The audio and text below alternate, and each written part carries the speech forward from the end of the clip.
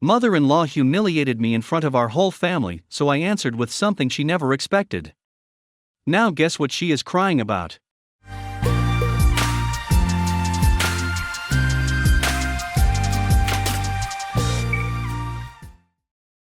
Some background: me, 28F, and my fiancé, 34M, have a blended family. He has 2 daughters from his previous marriage, ages 9 and 7, and I have a son from a past relationship, age 6. Shortly after the birth of his second daughter, my fiancé had a vasectomy. He and I also have a 5-month-old baby boy.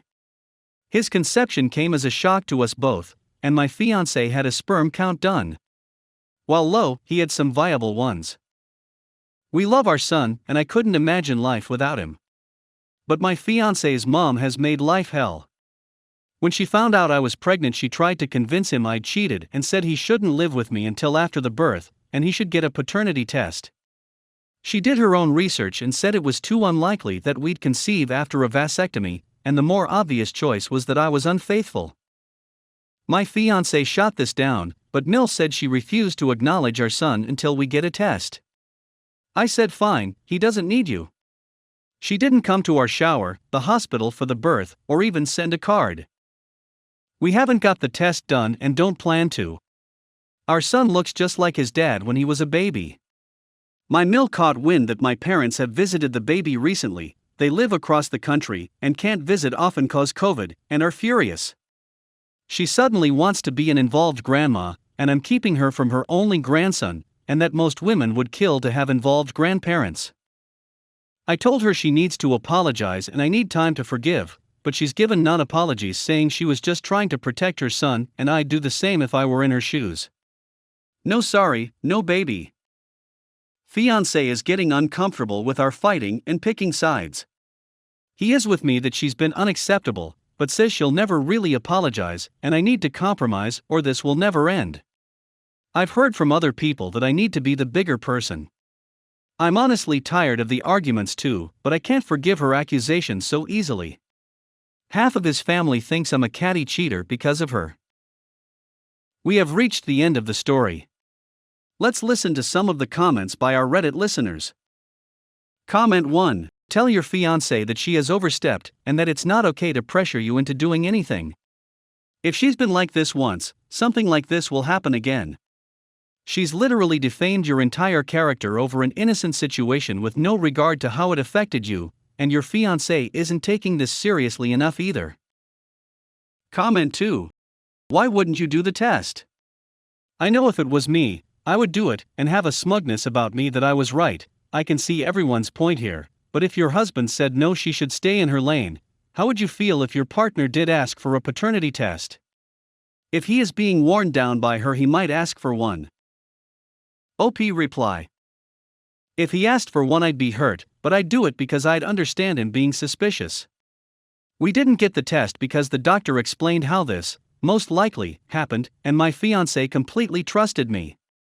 I would never cheat. I've been cheated on before by an ex, and it completely ducked me up mentally. I know that probably makes me more sensitive to being accused than most, but God, it just makes me see red.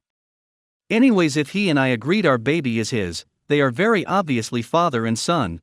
No one else has any right to ask for a paternity test, much less try and blackmail/extort/threaten one of us. So I guess it's a mix of my pride and my principles.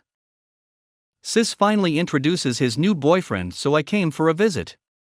However, I never expected he would say something like this.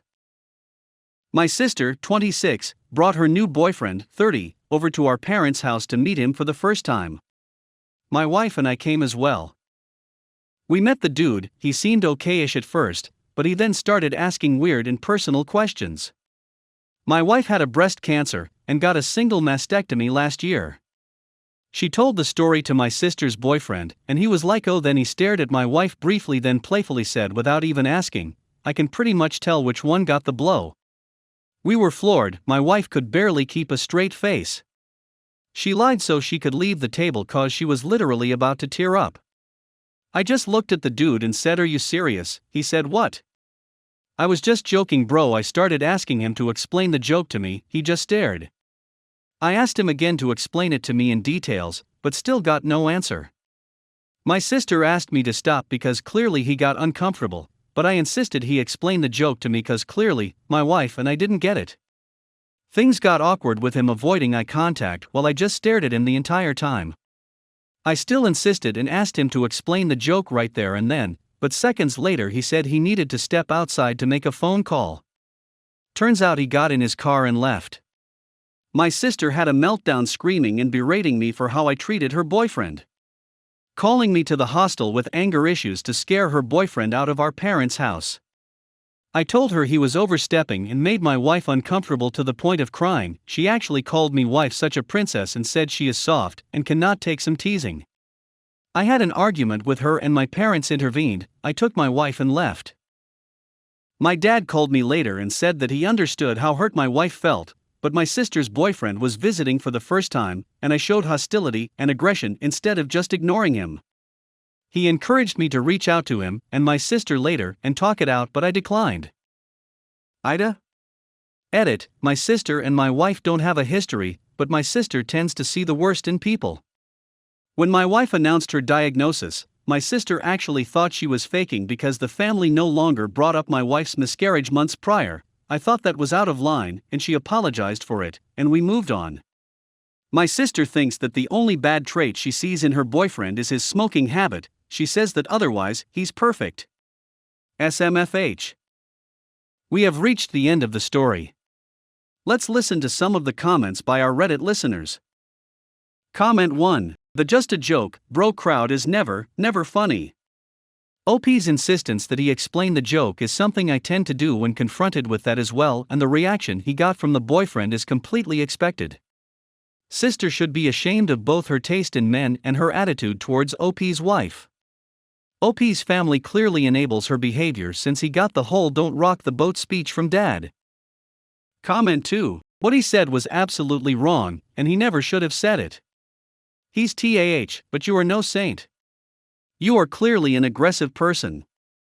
The first time you asked him to explain it, you got your point across. The next 3 times were undoubtedly overkill. If you had let your hackles down and given him a second or 2 to reply, he might have apologized, but you weren't interested in that. You were pissed he hurt your wife, and I get that, but you didn't make the situation better, you just got aggressive. Parents decided to gather a family council. Without me. I just asked why and details came out shocking. So the basic background is I'm 42, 2 kids aged 14 and 12, and signed divorce papers in April after almost 2 years of being pilled out trying to get my fair share from him. The details of why are not important, but I'm angry, embarrassed, lost and sad any given moment of the day. A lot of this has to do with feeling like I've been replaced by a 23-year-old surfing instructor who is everything I'm not. My husband and kids claim that she is just his friend in helping him learn his lifelong desire to surf, but Jesus Christ, give me a break. My husband has primary custody because he had better lawyers who were able to manipulate some minor missteps on my part into the court, seeing them as a huge deal. So this past weekend I picked up the kids and said we were going to visit my parents.